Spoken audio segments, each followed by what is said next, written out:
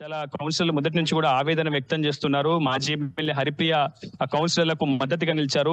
అటు కాంగ్రెస్ అధికార పార్టీ దుర్వినియోగానికి పాల్పడింది. స్వయంగా ఎమ్మెల్యే కోరం కనకయ్యే పూర్తిగా కౌన్సిలర్లను కిడ్నాప్ చేసేందుకు అనుచరులను పురమాయించారంటూ కూడా పెద్ద ఎత్తున ఆందోళన చేశారు. ప్రస్తుతం మన మాజీ ఎమ్మెల్యే హరిప్రియతో మాట్లాడించే ప్రయత్నం చేద్దాం. అమ్మ చెప్పండి, మీ సమక్షంలో మీరు బీఆర్ఎస్ కౌన్సిలర్ తీసుకొస్తున్న సమక్షంలో మిమ్మల్ని ఒక రూమ్ లో గదిలో బంధించి కౌన్సిలర్ ఎత్తుకుపోయారని ఒక ప్రచారం జరుగుతుంది, నిజమేనా? ఆ వీడియోస్ విజువల్స్ కూడా ఉన్నాయండి. మమ్మల్ని రూమ్ లో బంధించినప్పుడు స్వయంగా కలెక్టర్ గారికి కూడా నేను కాల్ చేయడం జరిగింది. మీరు అబ్జర్వ్ చేస్తే కనుక ఆ వీడియోలో నేను కాల్ చేస్తా ఉన్నాను. ఇక్కడ మరి హైకోర్టు నుంచి కూడా 144 సెక్షన్ అన్నారు. మరి హైకోర్టు నుంచి ప్రొటెక్షన్ ఇవ్వాలి అనేసి అన్నా కూడాను ఇక్కడైతే ఆ పరిస్థితి ఏది కనిపించలేదు.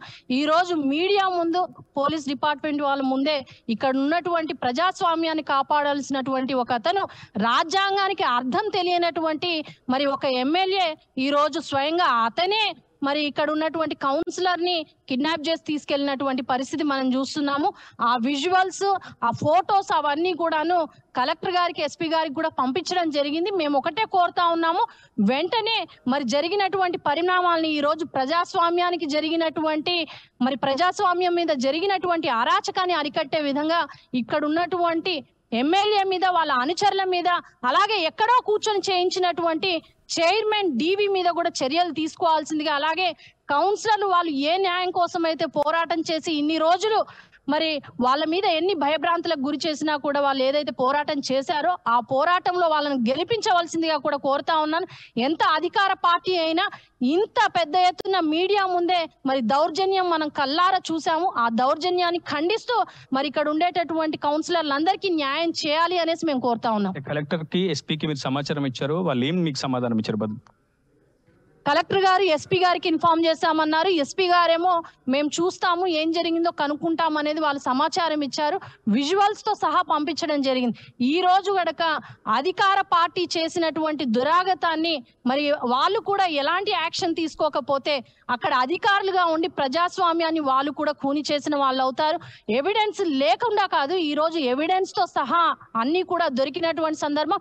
వెంటనే వాళ్ళ మీద మరి కిడ్నాప్ కేసు కావచ్చు, ఇంకోటి కావచ్చు, వెంటనే ఎఫ్ఐఆర్ ఫైల్ చేయాలి అనేసి మేము డిమాండ్ చేస్తా ఉన్నాం. ప్రజాస్వామ్యాన్ని కాపాడాలని. మిస్సింగ్ అయిన కౌన్సిలర్ల ఆచూకీ తెలిసిందే, వాళ్ళ కుటుంబ సభ్యులు కూడా ఇక్కడికి వచ్చి మీతో పాటు ఆందోళనకు దిగుతున్నారు. కనీసం సమాచారం ఏంది, ఎక్కడ ఉన్నారు, వాళ్ళు ఆరోగ్యంగా ఉన్నారా, క్షేమంగా ఉన్నారా, వాళ్ళ పరిస్థితి గురించి ఏమన్నా తెలిసింది? సమాచారము లేదు. తీసుకెళ్లిన దగ్గర నుంచి నేను వారితో రూమ్ లో లాక్ అయ్యి నేను సమాచారం పోలీస్ డిపార్ట్మెంట్ కి అందించిన దగ్గర నుంచి ఇప్పటి వరకు కూడా అడుగుతూనే ఉన్నాము. వాళ్ళ కళ్ళెదుట తీసుకెళ్లినటువంటి మనిషి ఎక్కడున్నాడో కనీసం ఇప్పటి వరకు తెలిసే పరిస్థితి లేదు. వారికి ఏదైనా జరిగినా, ఇప్పుడున్నటువంటి మహిళా కౌన్సిలర్లకు భవిష్యత్తులో ఏదైనా జరిగినా కూడా ఇక్కడున్న ఎమ్మెల్యే, అధికార పార్టీ, అలాగే ఇక్కడ ఉండేటటువంటి చైర్మన్ తీసుకెళ్లినటువంటి అనుచరులు, అందులో భాగంగా ఇల్లెందు మరి మండలానికి సంబంధించిన ఎంపీపీ చీమల నాగరత్నమ్మ, జానీ వాళ్ళు కూడా ఉన్నారు. అందరి మీద కూడా యాక్షన్ తీసుకోవాలనేసి కూడా మేము ఈ సందర్భంగా డిమాండ్ చేస్తాం. మీరు చెప్పండి, మీరు గత 2 వారాలుగా కూడా క్యాంపు కోసం అని ఇక్కడ క్యాంపు వేశారు. ఇప్పుడు అవిశ్వాస తీర్మానం ప్రవేశపెట్టిన నేపథ్యంలో మీరు తిరిగి వచ్చారు. ఒక్కొక్క కౌన్సిలర్ 25 లక్షల రూపాయలకు అమ్ముడు పోయారంటూ కూడా మీ ప్రత్యర్థులు ఆరోపణలు చేస్తున్నారు. ఏం సమాధానం చెప్తారు దానికి సంబంధించి? మేము మా మీద అన్యాయాన్ని ఎదుర్కొంటున్నాం. ఎదుర్కొనే సమయంలో వీళ్ళు అమ్ముడు పోయిందని ప్రచారం చేయడం జరుగుతుంది. మేము గత 2 ఏళ్లుగా పోరాటం చేస్తూనే ఉన్నాము. చేసినా కూడా ఇక్కడ అన్యాయమైన తీర్పు ఇచ్చిండ్రు. మేము 17 మంది రావడం జరిగింది. బయటికి రాగానే గేటు దగ్గరికి వచ్చిన వాళ్ళని ఇద్దరిని లాక్కపోవడం జరిగింది. ఆల్రెడీ మీరు వీడియో చూశారు.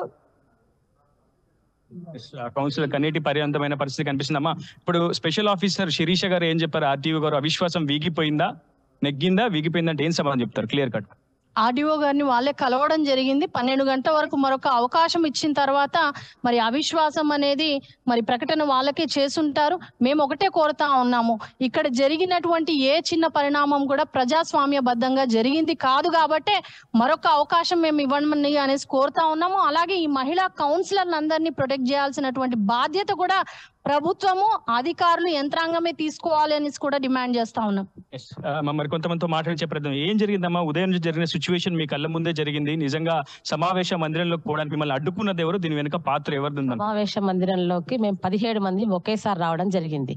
కానీ వెనక ఇద్దరిని ఎమ్మెల్యే గారు, కనకన్న గారు, అలాగే వారికి సంబంధించిన మనుషులు వెనకనే ఇద్దరిని అసలు మా మీద కూడా అటాక్ అయిపోయి మహిళల మనకి చూడకుండా కూడా మహిళల మీద కూడా ఇట్లా చేతులు బట్టి చేస్తే మేము లాక్కొనేసి వెళ్ళిపోయినా. పోలీసులు మాత్రం ఒక ప్రేక్షక పాత్ర వహించినట్టుగా ఇక్కడ ఉన్నారే తప్ప అసలు ఏ మాత్రం కూడా మాకు 17 మందికి వస్తున్న మందికి అయితే మాకు వాళ్ళు ఏ మాత్రం సహకరించలేదు. లోపలికి వెళ్ళిన తర్వాత ఇద్దరిని కూడా తీసుకొని వెళ్ళడం జరిగింది. ఇది అయితే మాత్రం చట్టపరంగా అయితే ఇది చాలా మాకైతే మహిళలకైతే అగౌరవపరిచిన విధంగానే ఉంది. ఆఫీసర్ ఏం చెప్పారమ్మా? అవిశ్వాసానికి సంబంధించి వీగిపోయిందని చెప్పారా, నెగ్గిందని చెప్పారా, కోరం పూర్తిగా కాలేదు కనుక ఏం చెప్పారు? అయితే ఏం చెప్పారంటే 11 గంటలకు ఖచ్చితంగా అవిశ్వాసాన్ని ప్రవేశపెట్టారు. 11:30 తర్వాత మళ్ళీ ఒక హాఫ్ అన్ అవర్ మీకు టైం ఇస్తాం 12 గంటల వరకు అని చెప్పి ఒక హాఫ్ అన్ అవర్ టైం ఇచ్చారు. కానీ హాఫ్ అన్ అవర్ మాకు టైం ఇచ్చారు కానీ కనీసం మమ్మల్ని సీట్లో నుండి కూడా లేచి మేము వాష్రూమ్కి వెళ్దాము, ఇబ్బందికరంగా ఉంది మహిళల కన్నా కూడా కనీసం కూడా బయటికి కూడా సమావేశ మందిరంలో నుండి బయటికి కూడా రానివ్వని పరిస్థితి. అసలు ఇలాంటప్పుడు ఒక హాఫ్ అన్ అవర్ మాకెందుకమ్మా, అసలు మాకు అవసరం లేదు అది, మీరు మాకు ఇచ్చిన మాకు వినియోగం లేనప్పుడు మాకెందుకు అది అని చెప్పి మేము బాగానే లోపల కూడా మేము వీడియో తీసిండ్రు, బాగానే గొడవ చేయడం జరిగింది. ఇట్లా మాకు అవసరం లేదని చెప్పినాము కానీ వాళ్ళు వినలేదు.